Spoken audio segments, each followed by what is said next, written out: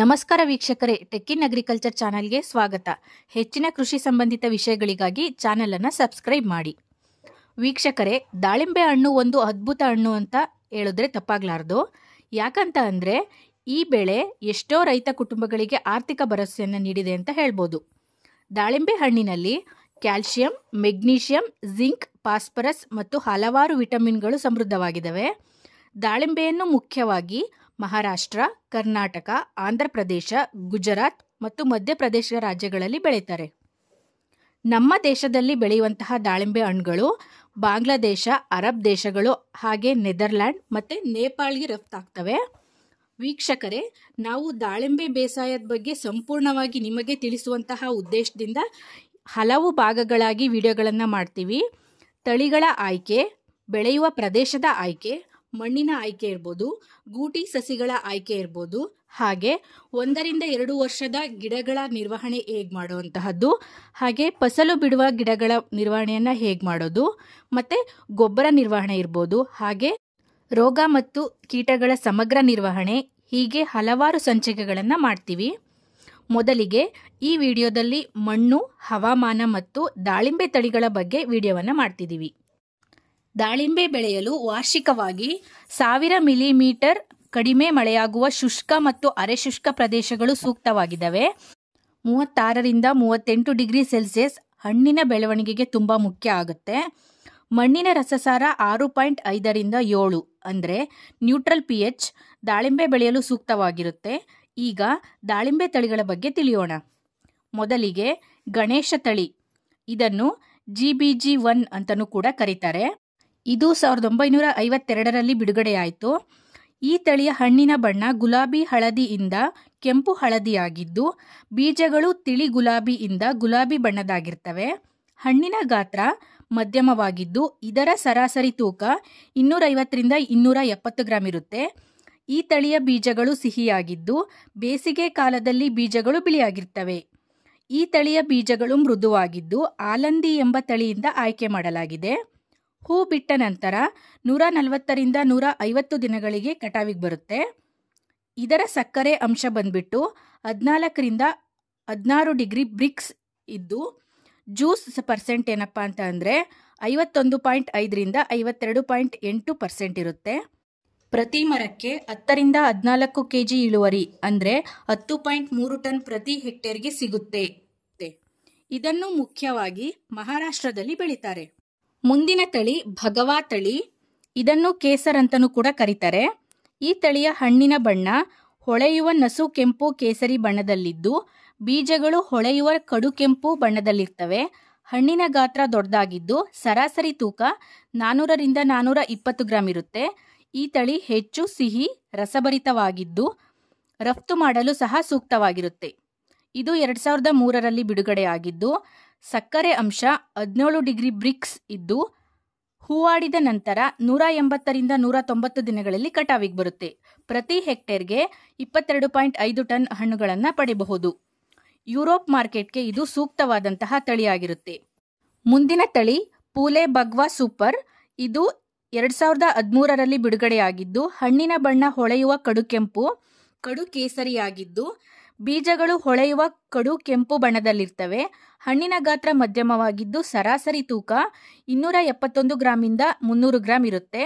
ಬೀಜಗಳು ಸಿಹಿಯಾಗಿದ್ದು ರಸಭರಿತವಾಗಿರ್ತವೆ ಮತ್ತು ರಫ್ತು ಮಾಡಲು ಸಹ ಇದು ಸೂಕ್ತವಾಗಿರುತ್ತೆ. ಹೂವಾಡಿದ ನಂತರ 176 ದಿನಕ್ಕೆ ಇದು ಕಟಾವಿಗೆ ಬರುತ್ತೆ. ಇದರ ಜ್ಯೂಸ್ ಪರ್ಸೆಂಟ್ ಬಂದ್ಬಿಟ್ಟು 51%. ಪ್ರತಿ ಮರಕ್ಕೆ ಸರಾಸರಿ 30 kg, ಪ್ರತಿ ಹೆಕ್ಟೇರ್ಗೆ 22 ಟನ್ ಹಣ್ಣುಗಳು ಸಿಗ್ತವೆ. ಈ ತಳಿಯಲ್ಲಿ ಆಂಥೋಸಯಾನಿನ್ ಅಂಶ ಹೆಚ್ಚಾಗಿರೋದ್ರಿಂದ ಬೀಜಗಳು ತುಂಬ ಕೆಂಪಾಗಿರ್ತವೆ. ಮುಂದಿನ ತಳಿ ಜ್ಯೋತಿ ತಳಿ, ಇದನ್ನು GKVK1 ಅಂತಲೂ ಕೂಡ ಕರೀತಾರೆ. ಈ ತಳಿಯ ಹಣ್ಣಿನ ಬಣ್ಣ ಹಳದಿ ಮಿಶ್ರಿತ ಕಡು ಕೆಂಪು ಮತ್ತು ಬೀಜಗಳು ನಸು ಗುಲಾಬಿ ಬಣ್ಣದಾಗಿರ್ತವೆ. ಹಾಗೆ ಹಣ್ಣಿನ ಗಾತ್ರ ಮಧ್ಯಮವಾಗಿರುತ್ತೆ. ಇದರ ಸರಾಸರಿ ತೂಕ ಬಂದ್ಬಿಟ್ಟು 200 ಗ್ರಾಂ ಇರುತ್ತೆ. ಹಣ್ಣು ಹೆಚ್ಚು ಸಿಹಿಯಾಗಿರುತ್ತೆ. ಮುಂದಿನ ತಳಿ ಯಾವುದಪ್ಪ ಅಂತ ಅಂದರೆ ಅದು ಮೃದುಲಾ. ಇದರ ಹಣ್ಣಿನ ಬಣ್ಣ ಕಡು ಕೆಂಪು ಆಗಿದ್ದು, ಬೀಜದ ಬಣ್ಣ ರಕ್ತ ಕೆಂಪು ಬಣ್ಣದಾಗಿರುತ್ತೆ. ಹಾಗೆ ಹಣ್ಣಿನ ಗಾತ್ರ ಮಧ್ಯಮವಾಗಿದ್ದು, ಇದರ ಸರಾಸರಿ ತೂಕ 300 ಗ್ರಾಮಿಂದ 350 ಗ್ರಾಂ ಇರುತ್ತೆ. ಬೀಜಗಳು ಹೆಚ್ಚು ಸಿಹಿಯಾಗಿದ್ದು ರಸಭರಿತವಾಗಿರ್ತವೆ. ಈ ತಳಿ 1994ರಲ್ಲಿ ಬಿಡುಗಡೆಯಾಗಿರುತ್ತೆ. ಅಂಬೆ ಬಹರ್ ಮತ್ತು ಮೃಗ್ ಬಹರ್ ಬೀಜಗಳು ಕಡು ಕೆಂಪಾಗಿದ್ದು ಅಸ್ತಾ ಬಹರ್ನಲ್ಲಿ ಗುಲಾಬಿ ಬಣ್ಣದಲ್ಲಿರ್ತವೆ. ಇಳುವರಿ ಪ್ರತಿ ಹೆಕ್ಟೇರ್ಗೆ 10.6 ಟನ್ಗಳಿರುತ್ತೆ. ಹಾಗೆ ಬರದ ಪರಿಸ್ಥಿತಿಗೆ ಈ ತಳಿ ಸ್ವಲ್ಪ ಮಟ್ಟಿಗೆ ಸೂಕ್ತವಾಗಿರುತ್ತೆ. ಮುಂದಿನ ತಳಿ ಸೋಲಾಪುರ್ ಲಾಲ್. ಹಣ್ಣಿನ ಬಣ್ಣ ಕಡು ಕೆಂಪು, ಬೀಜದ ಬಣ್ಣ ರಕ್ತ ಕೆಂಪು, ಹಣ್ಣಿನ ಗಾತ್ರ ಮಧ್ಯಮ, ಸರಾಸರಿ ತೂಕ 260 ಗ್ರಾಮಿಂದ 270 ಗ್ರಾಂಗಳು. ಇಳುವರಿ ಪ್ರತಿ ಹೆಕ್ಟೇರ್ಗೆ 23ರಿಂದ 27 ಟನ್ಗಳು. ಇದು ಮೊದಲ ಜೈವಿಕ ಬಲವರ್ಧಿತ ತಳಿಯಾಗಿರುತ್ತೆ. ಇದರಲ್ಲಿ ಬೇರೆ ಎಲ್ಲ ತಳಿಗಳಿಗಿಂತ ಹೆಚ್ಚು ಜಿಂಕ್, ವಿಟಮಿನ್ ಸಿ ಮತ್ತು ಆಂಥೋಸೈನಿನ್ ಅಂಶಗಳು ಇರ್ತವೆ. ಇದರಲ್ಲಿ ಸಕ್ಕರೆ ಅಂಶ ಅತಿ ಹೆಚ್ಚು, 17.5 ಡಿಗ್ರಿ ಬ್ರಿಕ್ಸ್. ಹೂವಿನ ನಂತರ 160ರಿಂದ 165 ದಿನಗಳಿಗೆ ಇದು ಕಟಾವಿಗೆ ಬರುತ್ತೆ. ಇದು ಬಗ್ವಾ ತಳಿಗಿಂತ 15ರಿಂದ 20 ದಿನಗಳ ಮುಂಚೆಯೇ ಕಟಾವಿಗೆ ಬರುತ್ತೆ. ಈ ತಳಿಯನ್ನು ಬಗ್ವಾ, ಗಣೇಶ್, ನಾನಾ ಮತ್ತು ದಾರಾ ತಳಿಗಳನ್ನು ಕ್ರಾಸಿಂಗ್ ಮಾಡಿ ಆಯ್ಕೆ ಮಾಡಲಾಗಿರುತ್ತೆ. ಮುಂದಿನ ತಳಿ ಬಂದ್ಬಿಟ್ಟು G137. ಇದನ್ನು ಗಣೇಶ್ ತಳಿಯಿಂದ ಆಯ್ಕೆ ಮಾಡಲಾಗಿದೆ. ಇದರ ಹಣ್ಣಿನ ಬಣ್ಣ ಕೆಂಪು ಮಿಶ್ರಿತ ಹಳದಿ, ಬೀಜಗಳು ತಿಳಿ ಗುಲಾಬಿಯಾಗಿವೆ. ಹಣ್ಣಿನ ಗಾತ್ರ ಮಧ್ಯಮ, ಸರಾಸರಿ ತೂಕ 230 ಗ್ರಾಮಿಂದ 290 ಗ್ರಾಂಗಳು. ಹಣ್ಣು ಹೆಚ್ಚು ಸಿಹಿ ಮತ್ತು ರಸಭರಿತವಾಗಿದ್ದಾವೆ. ಇದರ ಸಕ್ಕರೆ ಅಂಶ ಬಂದ್ಬಿಟ್ಟು 16.4 ಡಿಗ್ರಿ ಬ್ರಿಕ್ಸ್. ಇದರ ಜ್ಯೂಸ್ ಪರ್ಸೆಂಟೇಜ್ 54ರಿಂದ 55%. ಇಳುವರಿ ಹೆಕ್ಟೇರ್ಗೆ 10.8 ಟನ್ಗಳು. ಮುಂದಿನ ತಳಿ ರೂಬಿ. ಇದರ ಹಣ್ಣುಗಳು ಕೆಂಪಾಗಿದ್ದು ಅಲ್ಲಲ್ಲಿ ಹಸಿರು ಗೆರೆಗಳು ಇರ್ತವೆ. ಬೀಜಗಳು ಕೆಂಪಾಗಿದ್ದು ದಪ್ಪವಾಗಿರ್ತವೆ. ಹಣ್ಣಿನ ಗಾತ್ರ ಮಧ್ಯಮವಾಗಿರುತ್ತೆ. ಸರಾಸರಿ ತೂಕ 270 ಗ್ರಾಂಗಳು. ಗಿಡ 2.7 ಮೀಟರ್ ಎತ್ತರದವರೆಗೆ ಬೆಳೆಯುತ್ತೆ. ಇದನ್ನು ಬೆಂಗಳೂರಿನ IIHR ಸಂಸ್ಥೆ ಬಿಡುಗಡೆ ಮಾಡಿದೆ. ಹಣ್ಣುಗಳು ನೋಡಲು ಗಣೇಶ ತಳಿಯಂತೆಯೇ ಕಾಣ್ತವೆ. ಇದು ಸ್ವಲ್ಪ ಗಿಡ್ಡ ತಳಿಯಾಗಿರುತ್ತೆ. ಇದರ ಇಳುವರಿ ಪ್ರತಿ ಹೆಕ್ಟೇರ್ಗೆ 16ರಿಂದ 18 ಟನ್ಗಳಿರುತ್ತೆ.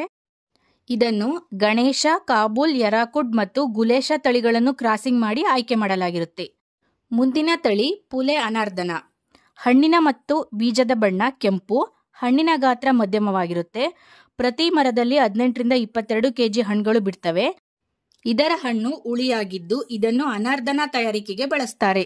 ಅನಾರ್ದನ ಅಂತಂದ್ರೆ ಬೀಜಗಳನ್ನು ಪ್ರತ್ಯೇಕ ವಿಧಾನದಲ್ಲಿ ಒಣಗಿಸ್ಬಿಟ್ಟು ತಯಾರಿಸುವಂತಹ ಒಂದು ಪ್ರಾಡಕ್ಟ್.